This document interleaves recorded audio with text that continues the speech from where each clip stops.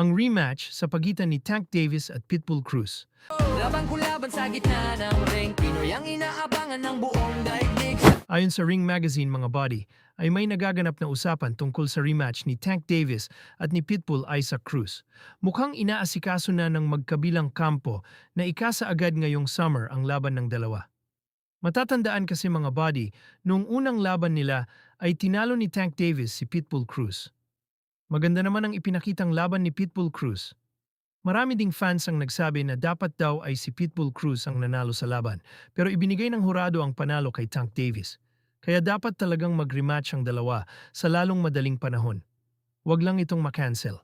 Alam naman natin na kapag may paparating na laban itong si Tank Davis ay palaging nauudlot.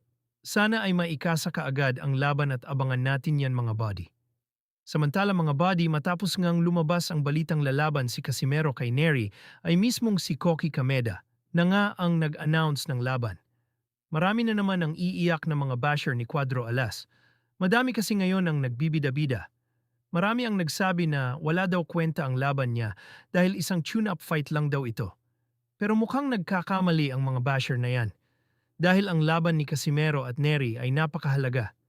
Ayon sa pahayag ni Koki Kameda, hindi ito simpleng laban lang. Dahil ang laban na ito ay isang WBA eliminator.